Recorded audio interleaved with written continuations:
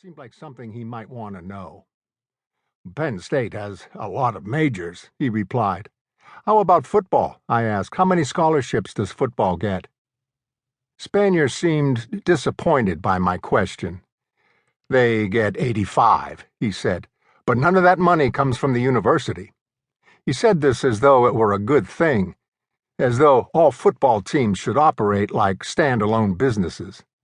Spanier suggested that I call several academic departments to see if they had information on scholarships they awarded to honors students.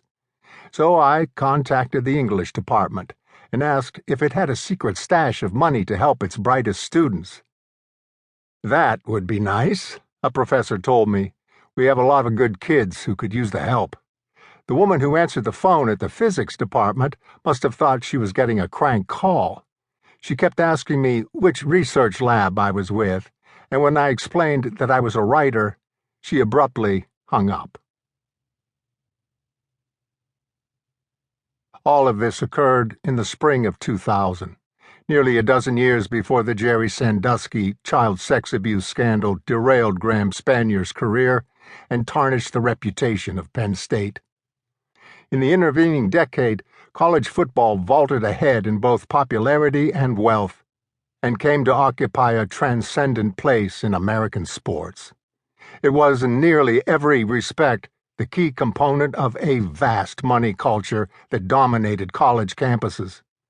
There were billion-dollar television deals and games on ESPN virtually every night of the week.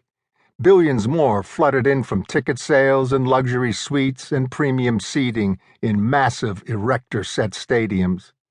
These arenas were draped in corporate logos, and even the players' uniforms were adorned with advertising. At the University of Oregon, Nike consultants decided which color uniforms. There were scores of possible color combinations, all bearing the company's ubiquitous swoosh, the players wore on a given Saturday.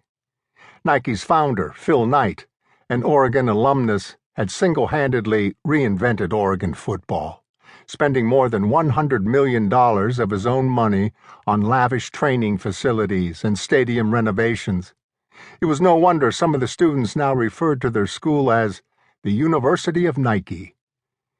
The corporatization of college football was on one level unsurprising. It could even be viewed as inevitable. After all, hadn't universities themselves become giant entertainment businesses that happened to do a little education on the side? Certainly, the athletic departments of the largest and richest football schools operated like entertainment divisions, with CEO-style executives and celebrity coaches collecting Wall Street-level salaries. The athletic directors had even invented a new financial model built around monetizing every last detail of their football programs.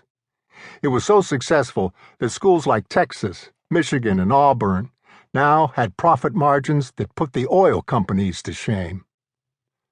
When I asked DeLoss Dodds, the longtime athletic director at Texas, how it was that his football program had made $80 million in profit in 2012, he grinned at me as if to say, "Silly boy."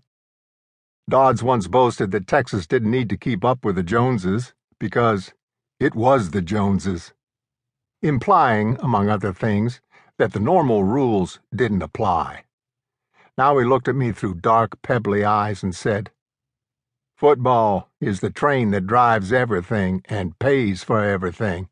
It just is. Everything begins and ends with football."